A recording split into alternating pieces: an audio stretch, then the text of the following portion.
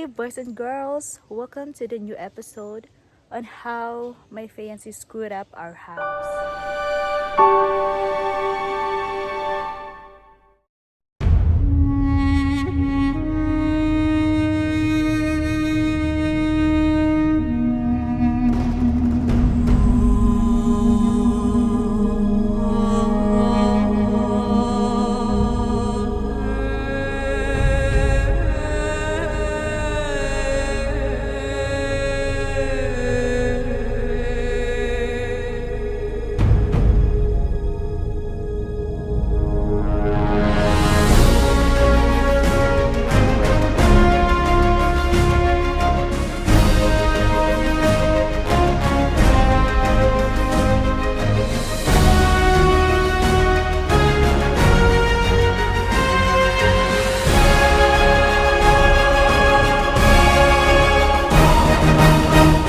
Welcome from the Philippines. Look how beautiful it is. Yeah, a little different from Texas. Anyway, stay tuned and see how my fiancé built her house.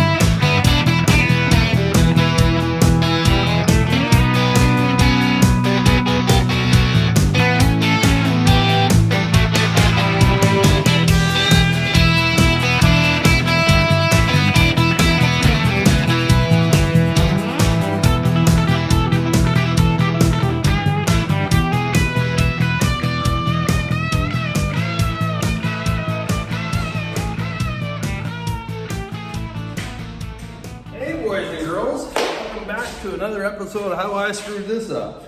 I tell you what, we're underway getting these two containers joined together.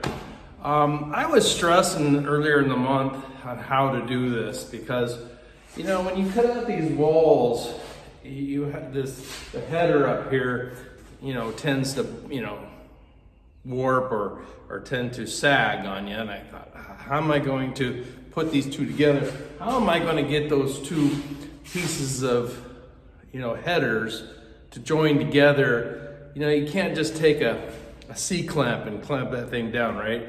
So I left this piece here earlier to get a good height or keep the dimensions the same, but I'm finding out now I really didn't need to put that piece right there.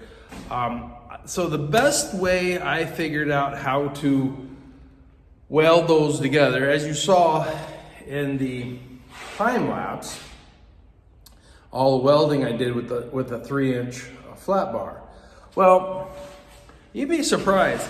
That 3-inch flat bar really strengthens that header up there because, when you're walking around up there, it flexes a lot, the two containers without a wall there.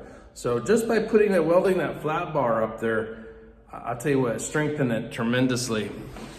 But as you can see, what I did is I took a floor jack, okay, and I have this is an oak 4x4. I like the oak better because it's stronger than a pine. You don't have a lot of weight up here, but it's still a better material. So what I did was I started from one end and welded along here, and I just took my floor jack and post and just moved it down there, and I put the post together.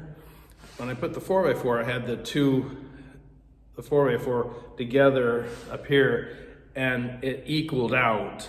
And so once I got it equaled, I just ran the bead up on top. So I think this is important to talk about if I'm trying to inspire somebody to how to put these two containers together and weld them.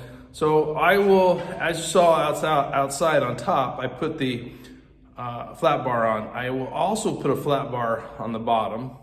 So I had thought about running an I-beam across here, to give it support, because I am putting 2 more containers up on top. But you know what? I think just having a flat bar on top and a flat bar on the bottom, and then putting a 4x4 square tubing coming out of here as a support, I think that's plenty for support, because I will be building a roof on this.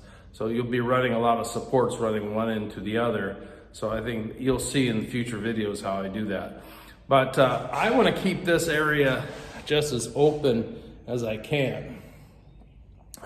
This is going to be, like the living room area here.